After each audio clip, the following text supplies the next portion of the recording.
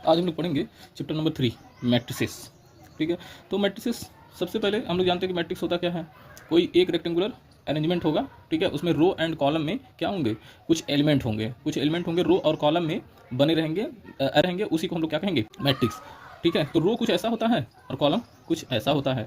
ठीक है, तो इस तरह से हम लोगों ने क्या कर दिया, रो बना दिया और रो बना दिया इस तरीके से और कॉलम बना दिया। ठीक है, इसको अरेंज कर दिया। ठीक है, इसी को हम लोग क्या कहेंगे, मैट्रिक्स। ठीक है, तो अब हम लोग जानते हैं कि ऑर्डर ऑफ मैट्रिक्स क्या है।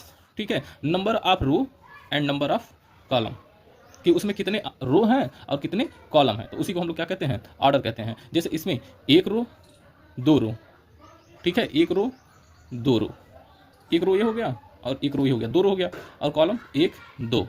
ठीक है, तो इसका ऑर्डर कितना हो जाएगा, 2 × 2 का। ठीक है, तो मैट्रिक्स का हम लोग ऑर्डर ऐसे ही निकालते हैं, रो देख लेते हैं, रो देख लेंगे उसका कितना है और देख लेंगे कॉलम कितना है।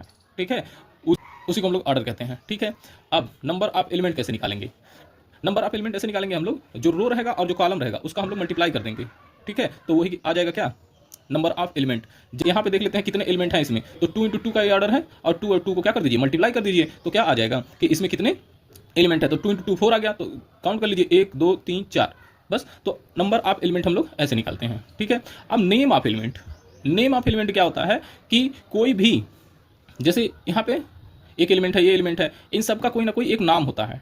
ठीक है, जैसे हर एक एलिमेंट जितने भी हैं इन सब का एक नाम है, इसका नाम है A11, इसका नाम है A12, इसका नाम है A13, इसका नाम है A21, A22, A23, A31 इसका नाम है। इस तरीके से सबका नाम होता है। ठीक है, तो उसी को हम लोग कहते हैं नेम ऑफ एलिमेंट। ठीक है, तो नेम ऑफ एलिमेंट को हम लोग कुछ इस तरीके से दिखाते हैं कि ए पहला यहाँ पे रो रहेगा और दूसरे नंबर पे क्या रहेगा, कॉलम रहेगा। ठीक है, जैसे जैसे अगर मैं कहूँ कि A23 एलिमेंट कौन सा है, तो हम लोग सबसे पहले क्या करेंगे, दूसरे वाले रो में जाएंगे, तो दूसरा रो कौन सा है, ये वाला रो। ठीक है, ये वाला दूसरा रो है। ठीक है, और कह रहा तीसरे वाले कॉलम में जाइए, तो तीसरे वाले कॉलम में 1 2 3 ये वाला कॉलम। ठीक है, तो यही वाला एलिमेंट है ये, तो ये 2 3 का नाम कितना है, 6। ठीक है, ये हो गया। अब टाइप्स ऑफ मैट्रिक्स है कि कॉलम मैट्रिक्स, तो कॉलम मैट्रिक्स में क्या होगा, ऐसा मैट्रिक्स जिसमें केवल कॉलम दिखे, तो ये एक ही कॉलम दिख रहा है। ठीक है, तो इसे कहेंगे कॉलम मैट्रिक्स। ठीक है, इसी तरह होगा रो मैट्रिक्स, तो रो मैट्रिक्स में क्या होगा, केवल एक रो दिखाई देगा। ठीक है, उसी को हम लोग क्या कहेंगे, रो मैट्रिक्स। स्क्वायर मैट्रिक्स किसे कहेंगे, ठीक है, जिसमें number of row and number of column क्या होंगे, इक्वल होंगे। ठीक है, उसी को हम लोग क्या कहेंगे, स्क्वायर मैट्रिक्स। जैसे number of row equal to number of column, तो m बराबर जब n हो जाएगा तो उसी को हम लोग क्या कहेंगे, स्क्वायर मैट्रिक्स। m को जो है रो से दिखाते हैं, n को जो है कॉलम से दिखाते हैं, तो m और n अगर इक्वल हो जाएंगे तो उसको कहेंगे स्क्वायर मैट्रिक्स। डायगोनल मैट्रिक्स, ठीक है, डायगोनल मैट्रिक्स किसे कहेंगे, जिसके डायगोनल पे अलग अलग एलिमेंट होंगे और बाकी सारे एलिमेंट उसके अलावा जीरो होंगे, उसे हम लोग डायगोनल मैट्रिक्स कहेंगे। ठीक है, ये सब स्क्वायर मैट्रिक्स ही होते हैं, जैसे डायगोनल मैट्रिक्स हो गया, स्केलर मैट्रिक्स हो गया, आइडेंटिटी मैट्रिक्स हो गया, जीरो मैट्रिक्स हो गया, ये सब स्क्वायर मैट्रिक्स में आएंगे। लेकिन स्क्वायर मैट्रिक्स के भी कई टाइप्स हैं, ये 1 2 3 4 टाइप के हैं। ठीक है, तो जैसे स्केलर मैट्रिक्स कह रहा, स्केलर मैट्रिक्स किसे कहते हैं, तो स्केलर मैट्रिक्स में क्या होगा कि इसके डायगोनल पे केवल कोई ऐसा एलिमेंट, 1 के अलावा कोई ऐसा एलिमेंट रहेगा जो सेम आया रहेगा, उसे ही हम लोग क्या कहेंगे, स्केलर मैट्रिक्स। जैसे इस पे 2 2 2 आया और बाकी सारे एलिमेंट क्या हैं, जीरो हैं, तो इसे हम लोग स्केलर मैट्रिक्स कहेंगे। जैसे यहाँ पे 3 3 3 आ जाए लेकिन बाकी सारे एलिमेंट क्या रहे, जीरो रहे, तो उसे हम लोग क्या कहते हैं, स्केलर मैट्रिक्स कहते हैं। ठीक है, अब इसी तरह आ जाइए आइडेंटिटी मैट्रिक्स किसे कहते हैं, तो आइडेंटिटी मैट्रिक्स में क्या होगा कि इसके डायगोनल पे केवल 1 1 1 होना चाहिए और बाकी सारे एलिमेंट क्या होना चाहिए। अब हम लोग देखते हैं जीरो मैट्रिक्स। ठीक है, तो जीरो मैट्रिक्स में क्या होगा कि सारे एलिमेंट जीरो होंगे, उसे ही हम लोग जीरो मैट्रिक्स कहेंगे। ठीक है, अब हम लोग देखते हैं ऑपरेशन ऑन मैट्रिक्स पे। ठीक है, ऑपरेशन ऑन मैट्रिक्स यानी कि हम लोग को इसमें सीखना है एडिशन और एक सीखना है मल्टीप्लिकेशन। ठीक है, बस 2 चीज सीखना है, एडिशन और मल्टीप्लिकेशन, मतलब मैट्रिक्स का कैसे हम लोग ऐड करते हैं मैट्रिक्स को, और कैसे एक मैट्रिक्स का दूसरे मैट्रिक्स के साथ मल्टीप्लाई कैसे करते हैं। तो देखिए, जब एडिशन होगा तो उसमें 2 कंडीशन होने चाहिए, एडिशन करने के लिए 2 कंडीशन होने चाहिए, उसका ऑर्डर सेम होना चाहिए। ठीक है, मान लीजिए ए और बी को हम लोग क्या कर रहे हैं, जोड़ने जा रहे हैं, तो जोड़ने के लिए हम लोग को क्या करना पड़ेगा कि पहले ये देखना पड़ेगा कि उसका जो ऑर्डर है वो सेम है। ठीक है, तो हम लोगों ने देखा यहाँ पे ऑर्डर क्या है, दोनों का सेम है, तो ऑर्डर सेम हो गया। ठीक है, और दूसरा चीज ये देखना पड़ेगा, हम लोग जो जोड़ने जा रहे हैं उसके कॉरेस्पॉन्डिंग एलिमेंट को ही जोड़ेंगे, हमेशा कॉरेस्पॉन्डिंग एलिमेंट के साथ ही अप्लाई करेंगे। जैसे ये पहला एलिमेंट है इसका, तो ये पहले वाले एलिमेंट के साथ ही ऐड होगा, ये दूसरा एलिमेंट है तो ये दूसरे वाले एलिमेंट के साथ ही ऐड होगा, ये तीसरा एलिमेंट है तो तीसरे एलिमेंट के साथ ही ऐड होगा, ये चौथा एलिमेंट है तो चौथे एलिमेंट के साथ ही ऐड होगा, तो इसे कहते हैं कॉरेस्पॉन्डिंग एलिमेंट। तो कॉरेस्पॉन्डिंग एलिमेंट के साथ ही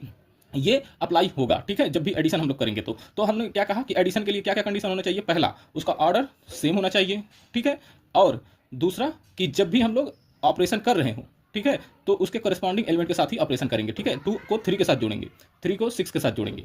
ठीक है, तो a + b यहाँ पे है तो हमने जोड़ दिया, तो 2 और 3 कितना हो गया, 5, 3 और 6 कितना हो गया 9, और फिर 4 और 2 कितना 6 हो जाएगा। ठीक है, 4 2 6। ठीक है, अब हम लोग सीखते हैं मल्टीप्लिकेशन। मल्टीप्लिकेशन में क्या होगा कि ए और बी होगा। ठीक है, दो, एक ए और एक बी। ठीक है, और इन दोनों का हम लोग को क्या करना है, मल्टीप्लाई करना है। तो मल्टीप्लाई करने के लिए हम लोग क्या करेंगे ना, इसमें सबसे पहला चीज हम लोग देखते हैं कि जो पहला वाला मैट्रिक्स है उसका ऑर्डर पहले लिख लीजिए। इसका 2 रो है और 2 कॉलम है, 2 इंटू 2 का, और इधर क्या है 2 रो और 2 कॉलम, 2 इंटू 2 का। ठीक है, तो हम लोग को कभी भी जब मल्टीप्लाई करेंगे तो मल्टीप्लाई केवल उन्हीं का होगा जिनमें पहले वाले का कॉलम और दूसरे वाले का रो बराबर हो। तो इसका भी 2 है और इसका भी 2 है, तभी मल्टीप्लाई होगा। अगर ऐसा नहीं है तो मल्टीप्लाई नहीं होगा। तो मैंने क्या बोला, फिर से मैं बता दे रहा हूं, बहुत इंपॉर्टेंट चीज है मल्टीप्लिकेशन। इसमें क्या होगा कि जो पहला वाला आपने मैट्रिक्स लिया है उस पहले वाले का कॉलम और दूसरे वाले का रो बराबर होना चाहिए। तो यहाँ पे देखिए, पहले वाले का कॉलम लिया है मैंने और दूसरे वाले का रो लिया है, ये दोनों क्या होना चाहिए, बराबर होना चाहिए। तो जब ये दोनों बराबर होंगे तब इसी को हम लोग क्या कहेंगे, तभी हम लोग इसका मल्टीप्लिकेशन कर सकते हैं, अदरवाइज नहीं कर सकते हैं।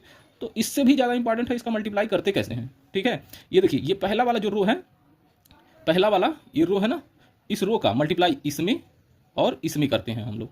ठीक है, तो इसका मल्टीप्लाई मैंने इसमें कर दिया, तो 3 दूना 6। ठीक है, फिर 3 दूना 6, तो यहाँ पे 6 और प्लस 6 आ गया। ठीक है, अब फिर इसी का मल्टीप्लाई इसमें भी करेंगे, इसका मल्टीप्लाई इसमें कर दिया ना, अब इसी का मल्टीप्लाई इसमें भी करेंगे। तो 2 6 के 12, यहाँ पे 12 आ गया, और फिर 3 3 बन जा 3, तो यहाँ पे 3 आ गया। ठीक है, अब ये वाला जो नीचे बचा हुआ है इसका भी मल्टीप्लाई इसमें होगा और इसमें होगा। ठीक है, तो इसका मल्टीप्लाई हम लोग इसमें करते हैं, तो 4 3 12 हो गया यहाँ पे। ठीक है, फिर 5 दूना 10 हो गया यहाँ पे। ठीक है, फिर उसी तरह इसका मल्टीप्लाई इसमें भी करेंगे। ठीक है, तो 4 6 के 24 हो गया और 5 करने 5 हो गया। ठीक है, अब इसको बस जोड़ना है, वही आंसर हो जाएगा। तो 6 6 12 हो गया और 12 और 10 22 हो गया और 24 5 29 हो गया। तो ये रहा मल्टीप्लिकेशन करने का रूल। ठीक है, अब आइए मैं इसका, चलिए हम लोग सीखते हैं कि ट्रांसपोज ऑफ मैट्रिक्स क्या होता है। तो ट्रांसपोज ऑफ मैट्रिक्स, इसको कुछ इस तरीके से डिनोट करते हैं, ये डैश। ठीक है, या फिर इसको ऐसे भी दिखा देते हैं, ए ट्रांसपोज।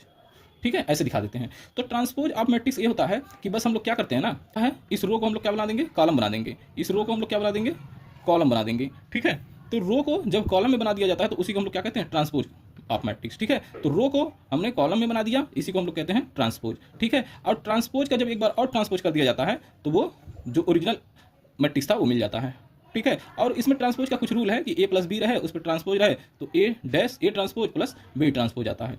और मल्टीप्लिकेशन में क्या है कि ए इंटू बी पे पर अगर ट्रांसपोज है तो बी ट्रांसपोज हो जाएगा, ए ट्रांसपोज हो जाएगा। ठीक है, मतलब बी पहले आ जाएगा, ए बाद में आ जाएगा। ठीक है।